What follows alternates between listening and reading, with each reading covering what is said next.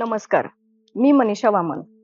मी मूळची संगमनेर अकोले साईडची, पण गेली 9 वर्षापासून मी सिंगापूरमध्ये वास्तव्यास आहे. योगा हा आपल्या सर्वांच्याच जीवनाचा अविभाज्य असा घटक बनत चाललेला आहे.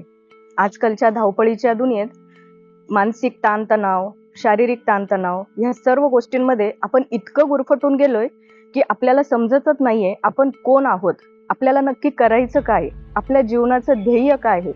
आपण जे काही सध्या अनुभवतोय, सुख, शांती, समृद्धी हे जे काही बघतोय, हेच आपलं जीवन आहे का? असे अनेक प्रश्न माझ्या मनाला पडले. जे मी समजते ते हेच माझे सुखी जीवन आहे का? असा मनात विचार आला.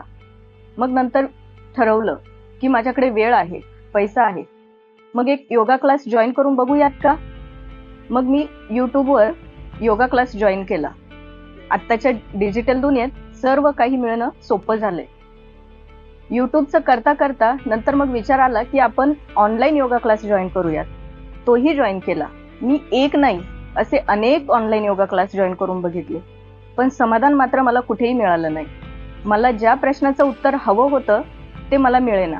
मी ज्या गोष्टीचा शोध घेत होते ते मला मिळेना. योगा माझ्यासाठी काय आहे आणि मी काय करायला हवं असे अनेक प्रश्न मला पडू लागले.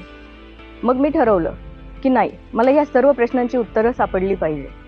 जसे की लोक मंदिरापर्यंत दर्शनासाठी जातात, परंतु गाभाऱ्यापर्यंत खूप कमी पोहोचतात.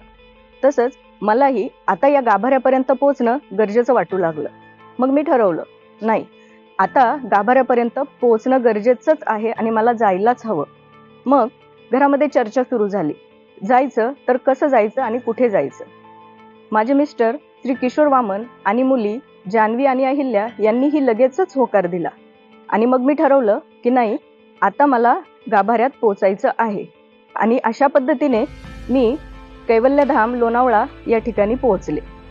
ज्या दिवशी मी कैवल्यधामच्या भूमीमध्ये पाऊल टाकलं त्या दिवशीच मला समजून चुकले की मला ज्या प्रश्नांची उत्तरं हवी आहेत ती मला इथेच मिळणार. या कोर्समध्ये मला प्रामुख्याने आसना कशी करायची, त्यांचं महत्त्व काय हे शिकायला भेटलं. मला थेरॉटिकल नॉलेज खूप शिकायला भेटलं. त्याचबरोबर मला प्राणायाम नक्की काय आहे, ते कशासाठी करायचे हे समजले. आणि महत्त्वाचे म्हणजे मेडिटेशन. डोळे झाकणे म्हणजे मेडिटेशन नसते, तर त्याच्याही पलीकडे काहीतरी आहे हे डोळे झाकल्यानंतर समजतं. ते मेडिटेशन मला भोगल सरांच्या क्लासमधून अनुभवायला मिळालं. जसं की आपण म्हणतो निसर्गाच्या कुशीत लपलेले गाव, परंतु मला इथे आल्यानंतर असं जाणवलं की कैवल्यधाम हे निसर्गाच्या कुशीत लपलेले नक्कीच नाही, तर निसर्ग त्याच्या कुशीत लपलेला आहे हे खूप छान बघायला मिळालं. पशुपक्षी, झाडं आणि सुंदर असं वातावरण अनुभवायला मिळालं. इथलची हवा फक्त शरीराला स्पर्श करून जात नाही, तर ती मनालाही भिडते आणि मनालाही स्पर्श करते. इथे खूप मोठी लायब्ररीही उपलब्ध आहे. ती सर्वांसाठी खुली असते. खूप मोठं पुस्तकांचं भांडार आहे. खूप वेगळ्या वेगळ्या टॉपिकवर खूप वेगळी पुस्तकं इथे अवेलेबल आहेत.